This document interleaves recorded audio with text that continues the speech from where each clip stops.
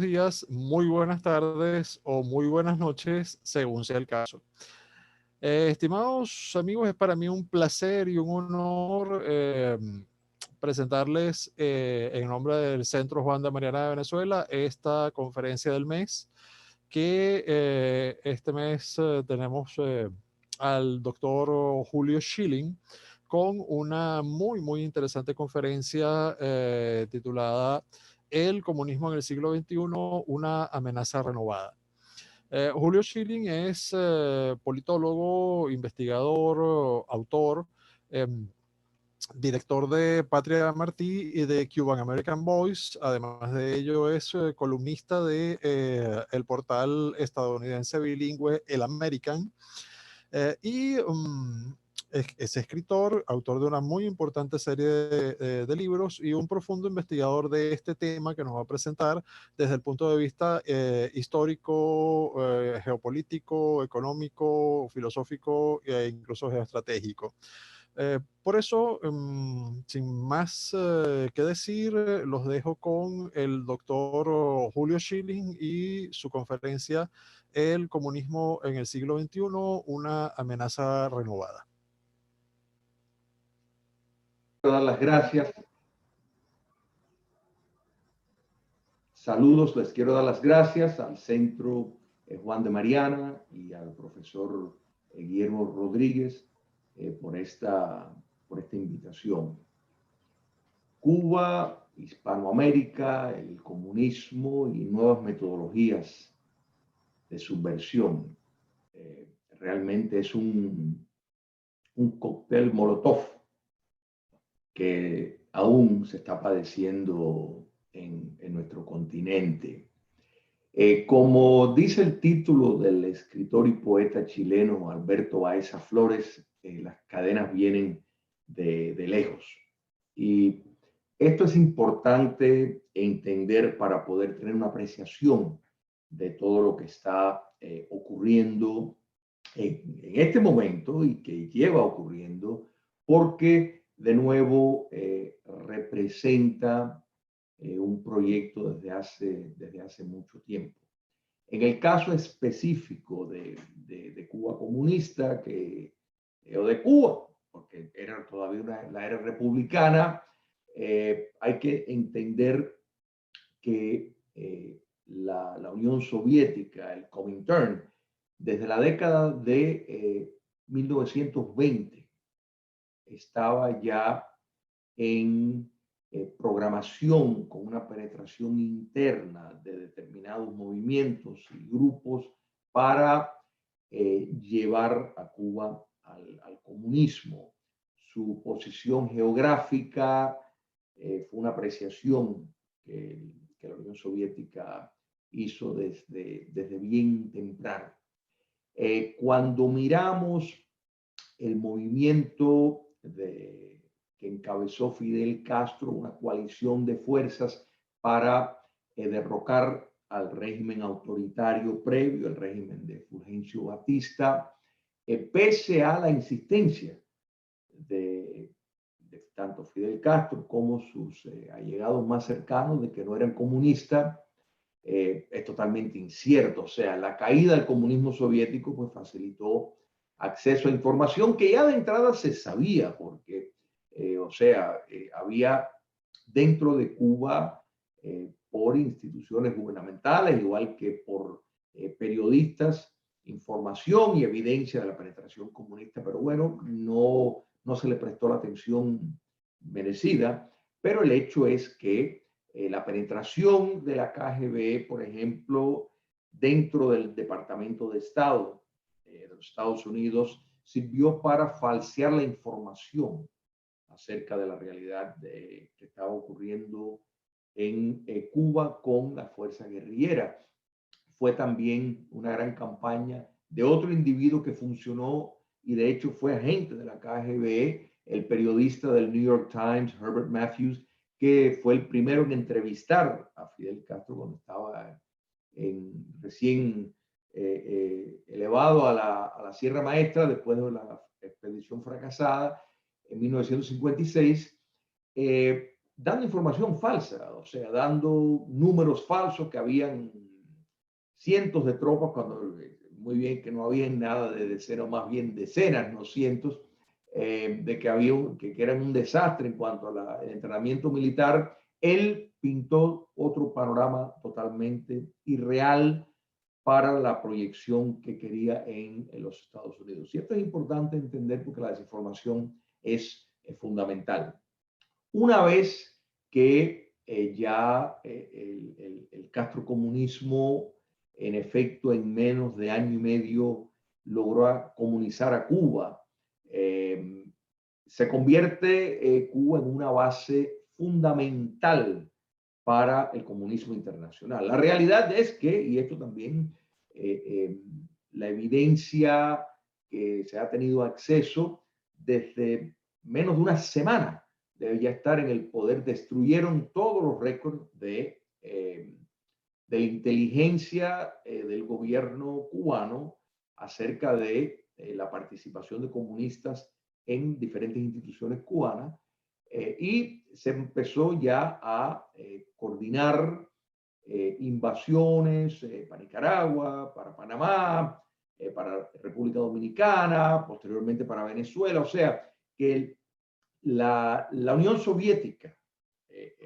pues entendió, igual que el castrocomunismo, el papel que tenía en cuanto a servir esa función.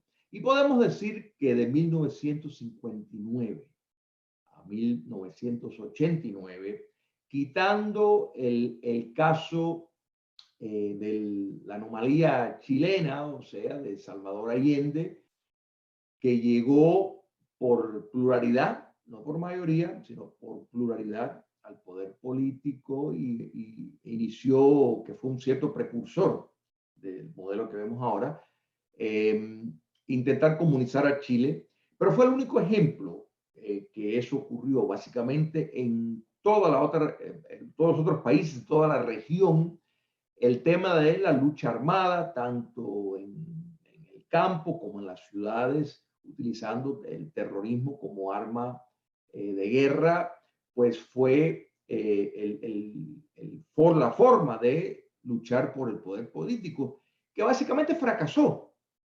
O sea, si miramos los casos donde tuvieron éxito, fueron revertidos. O sea, en el caso de Nicaragua, Grenada, los movimientos subversivos en El Salvador, Colombia, Guatemala, o sea, República Dominicana, todos fueron revertidos, fueron aplastados, y la lista de éxito realmente fue nefasta. Podemos decir que tal vez el mayor aporte de Cuba comunista a la debacle del comunismo soviético fue el alto costo de mantenimiento que tuvo. Pero ya una vez que en 1989 cae, por ejemplo, el muro de Berlín, hay que entender que el año 1989 fue un año seminal, porque por un lado se está dando ya los inicios de la caída, no del comunismo, sino del comunismo soviético, pero a la misma vez en ese año se consolida el comunismo asiático, o sea, el modelo chino. Recordemos que aproximadamente 6 meses antes de que cae el muro de Berlín, en la plaza de Tiananmen se consolidó lo que podemos catalogar como el comunismo asiático, y lleva ese nombre porque Vietnam y Laos siguieron el ejemplo de China, de tener en efecto un Estado marxista-leninista con una economía dirigida, pero híbrida, que coquetea con el mercado y lo utiliza para precisamente en el nombre del socialismo imitar a una escala mucho mayor de lo que hizo Vladimir Lenin en 1921 con la nueva política económica. O sea que en 1989 se consolida ese modelo, pero para efectos prácticos de América Latina, pues quien estaba financiando la subversión comunista era la Unión Soviética, y ya la Unión Soviética pues no tenía los recursos. Entonces, en 1990, Fidel Castro, que entendía perfectamente lo que estaba pasando, pues engendró en Sao Paulo lo que fue el Foro de Sao Paulo, contando con la asistencia del comunista Lula da Silva, y en efecto formaron como si fuera a ser un gobierno secreto, en el sentido de que tenía sus diferentes departamentos, departamento militar, departamento de propaganda, donde se sirvió como si fuera a ser un Woodstock de comunistas. Bueno, por esto fue buscando no de estarse pues juntos, reunirse por la triste desaparición de la Unión Soviética, no, sino ver la necesidad del cambio metodológico que había que hacer. Y a partir de ahí, pues ya la noción de la lucha armada no era viable y se adoptó lo que podemos llamar como el modelo dictatorial del Foro de Sao Paulo, que es penetrar las instituciones democráticas con el simulacro de un partido político, entrar en elecciones competitivas, penetrar instituciones, competir en esas elecciones, y una vez que llegan al poder, eh, perpetuarse por diferentes métodos, el control de la rama judicial, el control de la junta de elección. Como bien dijo Stalin, lo que importa es quién está contando los votos, y en eso tenía razón, pues utilizando diferentes métodos iliberales para permanecer en el poder. Y el primer modelo exitoso que sale del modelo dictatorial del Foro de Sao Paulo, el caso emblemático es Venezuela.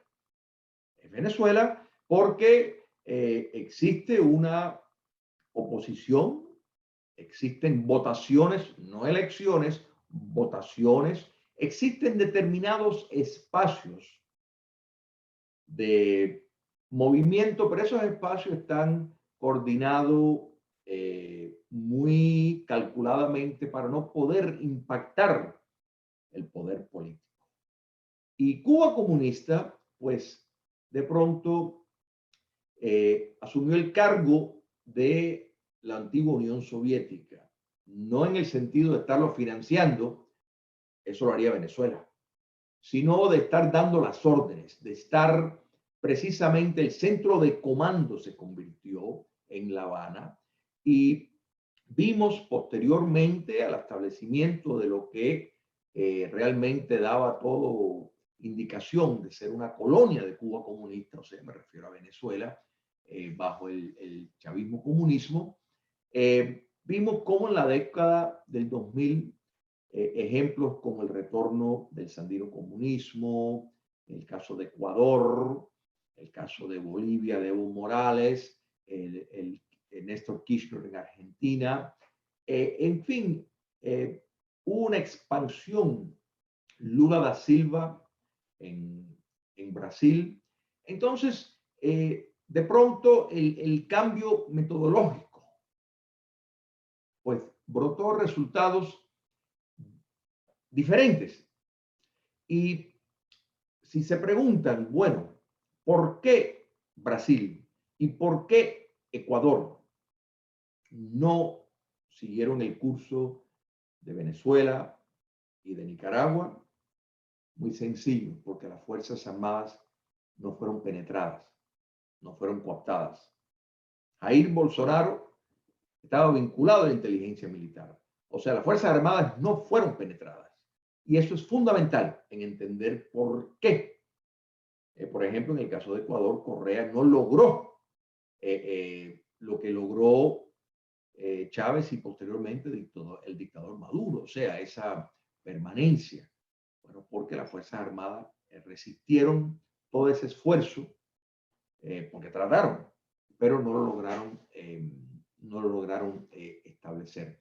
Este cambio metodológico de parte de el comunismo continental, encabezado de nuevo por Cuba comunista, tuvo una reacción muy adversa y contraproducente para propósitos de libertad en la clase política democrática en el mundo en general. Pero en el caso de América Latina, pues se vio de manera ejemplar. Y eso es el abandono de los mecanismos que fueron exitosos en la década del 60, del 70 y de los 80 en combatir el comunismo. Las Fuerzas Armadas fueron defenestradas o cooptadas. Por otro lado, se introdujo la noción de un pacifismo, una lucha cívica no violenta, que es muy meritoria, pero solamente funciona en democracias. La lucha no violenta, la lucha cívica, tiene resultados, de nuevo, repito, en democracias funcionales porque son sensitivas, tienen la sensibilidad electoral como sociedad de atender estas causas. Regímenes autoritarios o particularmente de dominación total como las que surgen del socialismo no responden a eso. Más bien utilizan ese movimiento para anular esfuerzos concretos para ponerle fin a su duración en el poder. Otro factor que ha aportado a, en efecto, neutralizar las fuerzas democráticas frente a este mal que tiene el simulacro de una democracia es el comercio internacional.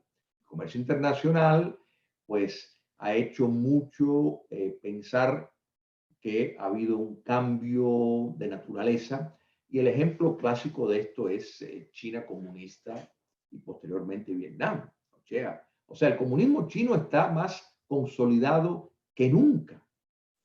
El pensar que China es un país capitalista es no entender el capitalismo. Tiene una economía dirigida que utiliza el mercado para los propósitos de la preservación del poder político. Volvemos, repito, a lo que hizo Lenin en el año 1921 con la nueva política económica para salvar el comunismo bolchevique, o sea, fue de pura necesidad. Los chinos hicieron lo mismo. Es más, cualquiera que se toma el trabajo de leer los argumentos de Deng Xiaoping en 1978 acerca de por qué China tenía que transitar hacia lo que él llamó un socialismo con características chinas, que es el nombre que le da el modelo chino,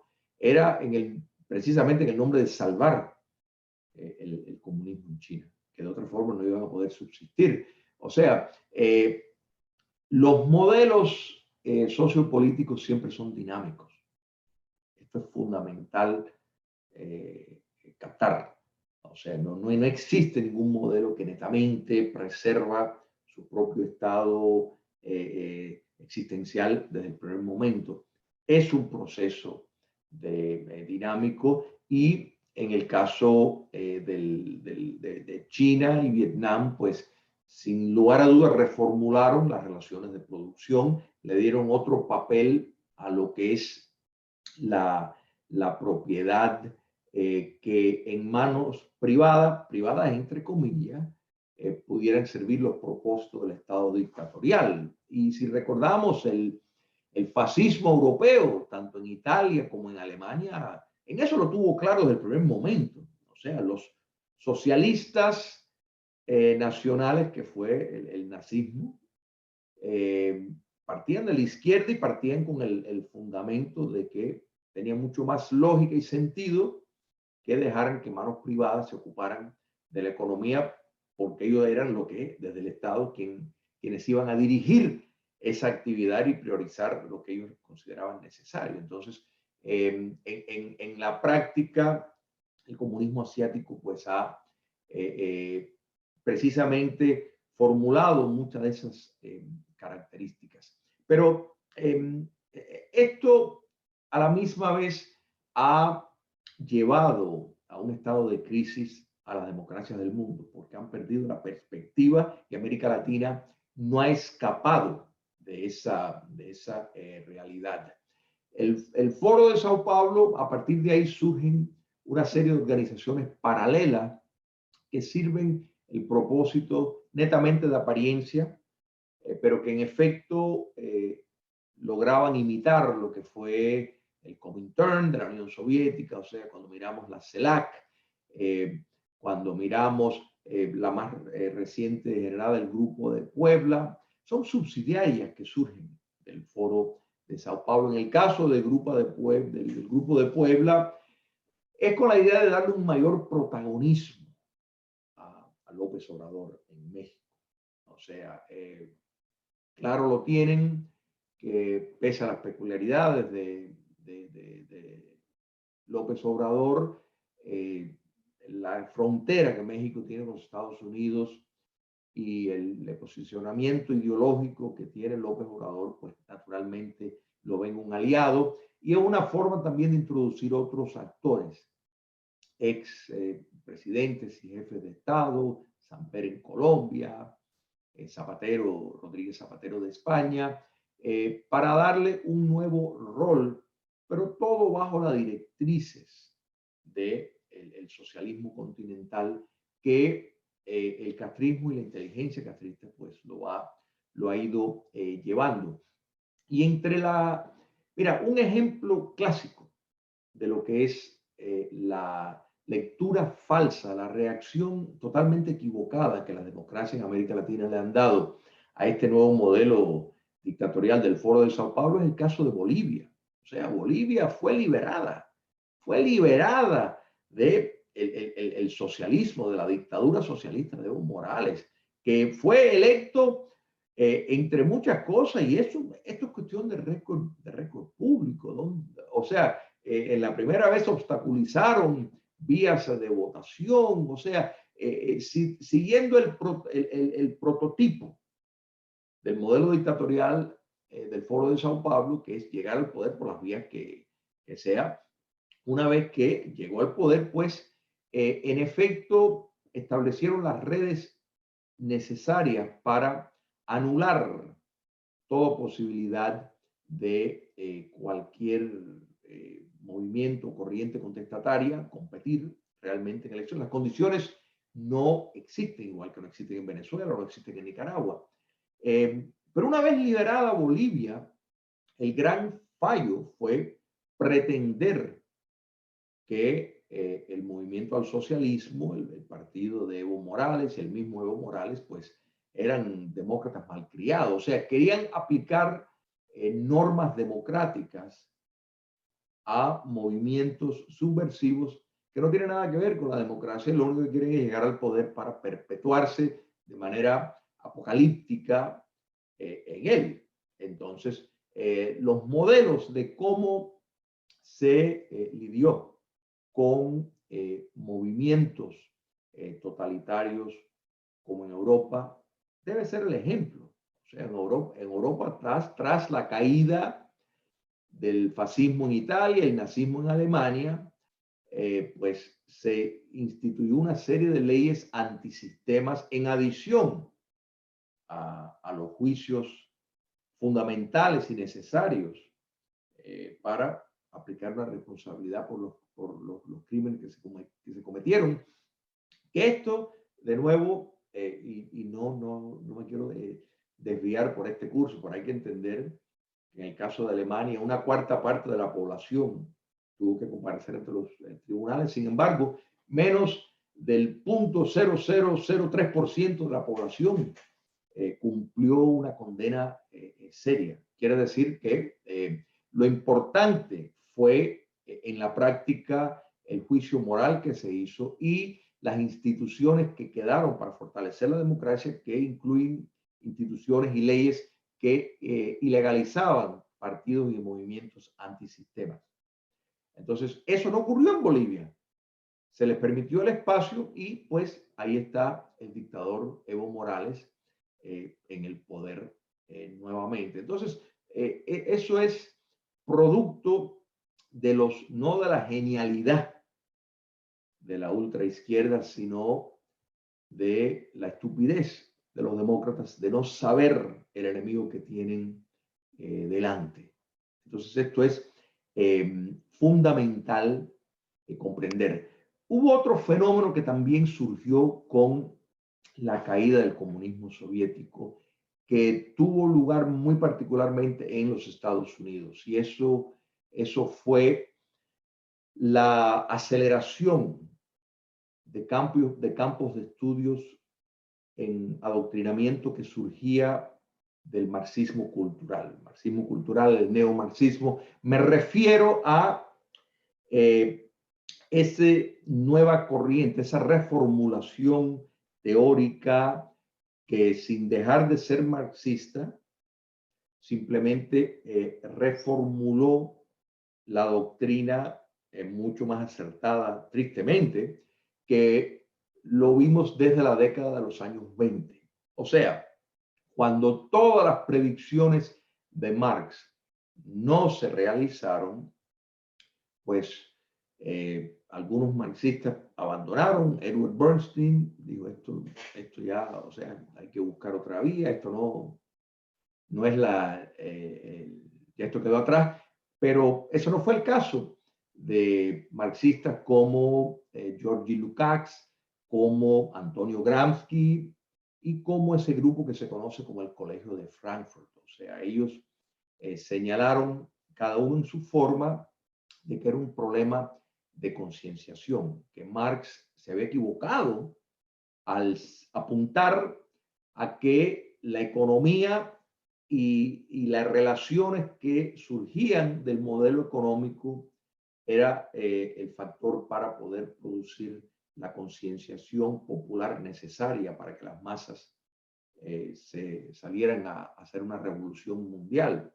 Y la Primera Guerra Mundial, pues básicamente falseó totalmente todas las barrabasadas que dijo Marx. O sea, las personas fueron a luchar no por su clase social, sino por su país, por la religión, por la nación, por diferentes cosas, para nada por el hecho de su grupo social, que fue la predicción de Marx. Entonces, tanto el comunista italiano, Antonio Gramsci, que entendieron que había una superestructura, que era la cultura, que si la cultura estaba imposibilitando el hecho de que las masas pues, pudieran arribar a una concienciación más correcta. El Colegio de Frankfurt, ese grupo de marxistas alemanes que se formaron en la década de los 20 en Alemania, y con el arribo al poder de Hitler, pues salieron exiliados hacia los Estados Unidos, pues le dieron más forma a ese entendimiento de que la cultura era en sí el agente primario de cambio y no la economía. Le dieron el cuerpo porque utilizaron muchos mecanismos psicoanalíticos de Freud, la noción de la represión, y en efecto, pues fue una fusión letal, porque muy particularmente en el caso de los Estados Unidos, Herbert Marcuse introdujo nociones que lo estamos viviendo ahora y viendo ahora en los Estados Unidos. Entonces, la noción de la teoría crítica, que es el mayor brote intelectual del Colegio de Frankfurt, pues tenía una forma muy diferente de enfocar en cómo subvertir el orden en países democráticos. Con la caída del comunismo soviético, las universidades estadounidenses fueron adoptando diferentes, lo que podemos llamar estudios de agravio, o sea, teoría crítica de raza, que todo surge de ese árbol venenoso de la teoría crítica netamente neomarxista o el marxismo cultural, la teoría crítica de raza, que entiende que, por ejemplo, en el caso de los Estados Unidos, porque es algo muy de los Estados Unidos, todos los males es porque hay un sistema opresivo, donde hay una dominación de supremacistas blancos que controlan el poder y hay que pues, producir un cambio sistémico. Bueno, la teoría crítica de raza va hacia eso, la teoría crítica feminista, pues entiende que todo esto es del patriarcado y el malo es el patriarcado, o sea, todo va en opresor, oprimido y opresor. Lo que en los límites del marxismo clásico, del obrero y el capitalista, que de entrar en una cuestión binaria fallida aún desde su inicio, porque la modernidad logró establecer otras clases, empresarios que trabajan por cuenta propia, donde encajaba el accionista, en fin, que demostraban los graves límites del marxismo clásico intelectualmente, más allá de, por supuesto, la práctica. Pero estos estudios de agravo, teoría crítica postcolonial, que entendía que todo partía de precisamente etnocentrismo y que promoviendo un relativismo moral en todo, porque la verdad no existe. Ahí la corriente postmodernista, de nueva, fundamentada por pensadores marxistas, pues invadieron las universidades estadounidenses porque era la única vía. Entonces, traigo esto a colación porque a partir de 1989 todo esto llega a cobrar auge y lo que estamos viendo hoy en día de tantos ejecutivos, tantos movimientos dentro de capas sociales que uno pensaría que entendería la peligrosidad del socialismo. Sin embargo, promueven una programación neomarxista. Es irrelevante hasta qué punto doctrinalmente entienden lo que están abogando, pero la teoría crítica de raza es totalmente marxista y la ideología de género es otra manifestación subversiva que tiene la raíz dentro de la teoría crítica del Colegio de Frankfurt. O sea, que el marxismo cultural, yo entiendo que esta descripción del marxismo cultural, pues la izquierda lo ve como una cuestión peyorativa y lo trata de atacar con nociones falsas totalmente, pero es descriptiva de la realidad porque el enfoque del neomarxismo que surge de nuevo de pensadores como Gramsci, como el Colegio de Frankfurt, pues entendía la primacía de la cultura como mecanismo de cambio y de generar la concienciación necesaria en la sociedad. Y esa es la metodología que le hemos estado viendo avanzar tristemente en los Estados Unidos, en Europa, en las democracias sólidas. En América Latina, el modelo, porque un paréntesis, una vez que llegan al poder, porque curiosamente, una vez que están en el poder, ya estos agravios son aplastados, no son reconocidos.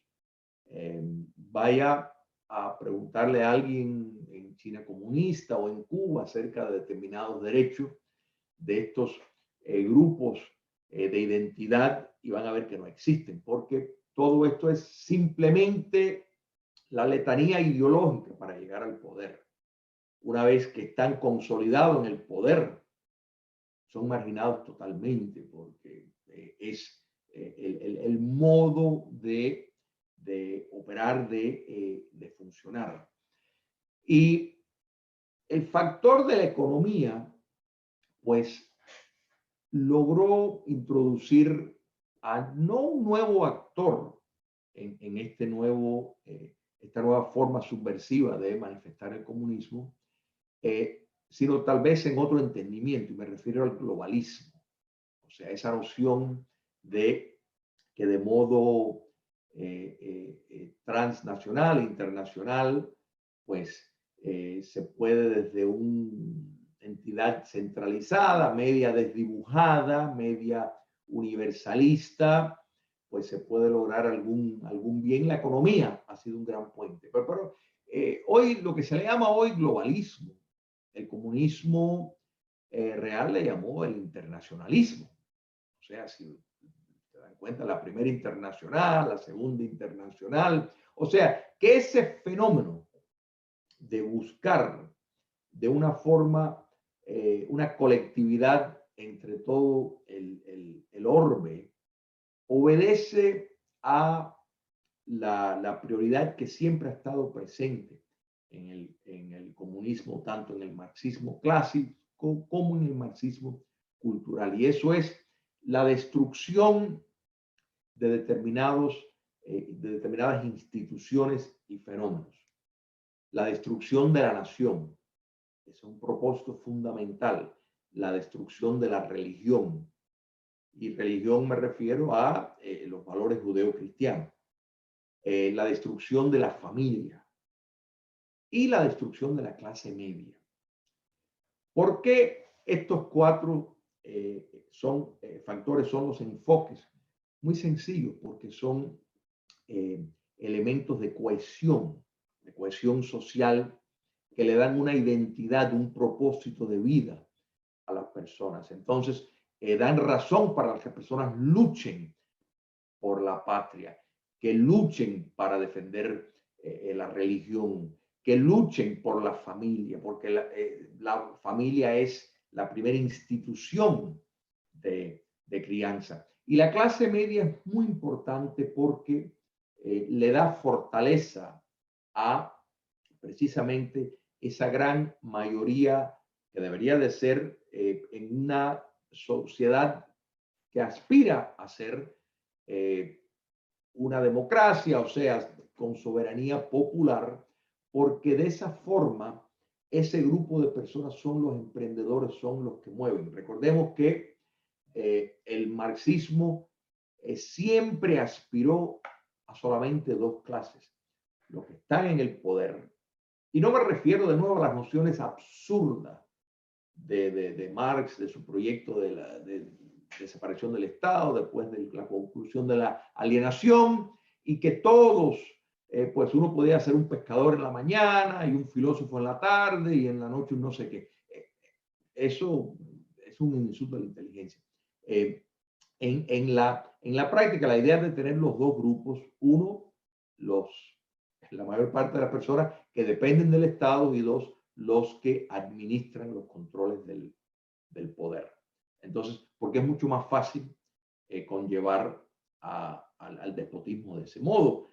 Y la tecnología es una alternativa económica para entretener sin duda a las poblaciones, y es un gran peligro. Por eso la clase media es fundamental, porque la clase media, disculpa, por lo general no depende directamente del Estado, sino es una fuerza emprendedora, es una fuerza que busca abrazar precisamente todas las nociones que una sociedad virtuosa, que es un elemento fundamental para una democracia, adquiere. Entonces, el globalismo, y fíjense que todas las manifestaciones que son globalistas, la ideología de género, el multiculturalismo, la inmigración en masa desbordada, todo buscan destruir, desnaturalizar el concepto de nación,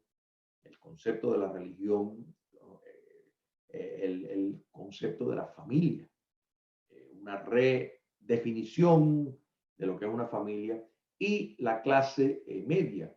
Y esto vemos por el apoyo de la ultraizquierda a emporios económicos grandes, porque eso anula esa capacitación del empresario que empieza por cuenta propia, de todas las empresas medianas y pequeñas, busca tener, y volvemos de nuevo a el modelo fascista, o sea, en el sentido económico, que favorecía empresas grandes que se convertían en aliadas del poder político dictatorial. Entonces, el globalismo, tristemente, y cuando hablamos de globalismo, hacemos, o sea, una clara diferencia de lo que es la globalización, o sea, el comercio internacional, que un comercio internacional ordenado, donde se toma en cuenta eh,